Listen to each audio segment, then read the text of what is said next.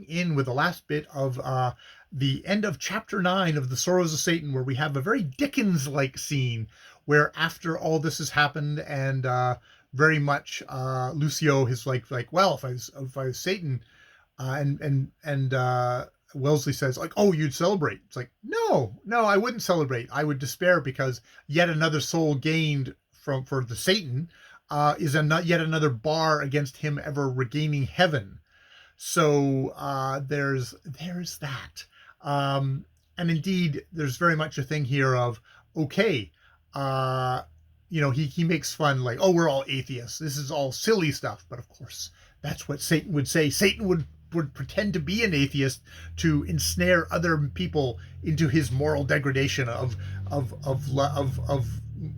have degraded morals and do whatever they want, and because the only way to be moral in the universe is to believe in a Christian God, which is an argument that a Christian would make, and maybe not someone who's maybe outside of Christianity would make, even if you weren't, even if you believed in a different God, different made up God, or if you were an atheist, you might believe that there's ways of trying to be moral and correct in the world, and that maybe doesn't all depend on having a made up God that stands over you and is going to whack you with the stick, or is somehow, even if it's not going to whack you with a stick, is somehow is a source of moral authority. That can be the only source of moral authority. So there's that. But this is a universe where obviously Satan does exist. So you have to kind of, you're playing within this author's belief systems. So there's that. But yes, we have a scene, a very Dickens-like scene after this, where he goes to bed and he is visited by three shadows. They don't have, like, this is not a long Dickensian thing. They just say misery, misery, and they turn their pallid white faces upon him, and with kind of molten eyes are burning into his very flesh, into his very soul. And it ends with him with a superhuman bit of air, because they're about to talk to him. He says, no, not that eternal doom, not yet.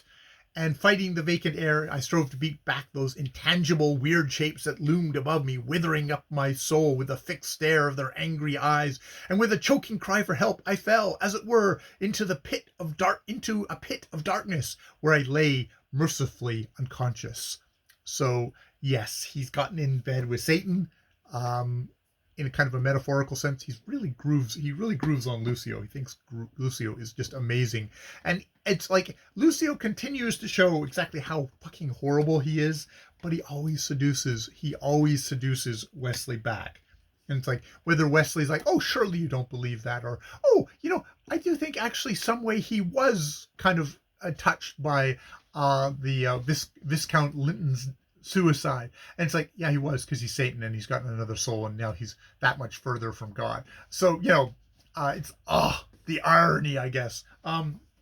But yes, very Dickensian, and you can tell by kind of the language here that I think Marie Corelli is definitely going for a kind of Dickensian kind of fun. This is very melodramatic. In a way which it's like, okay, this is junk, but it's entertaining junk. So I'm enjoying this.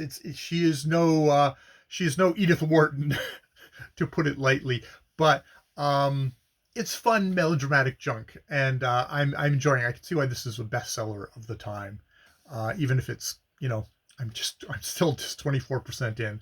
It's got a ways to go. All right, I will leave it there, but maybe hopefully I'll do my next reading tomorrow as well and get it done.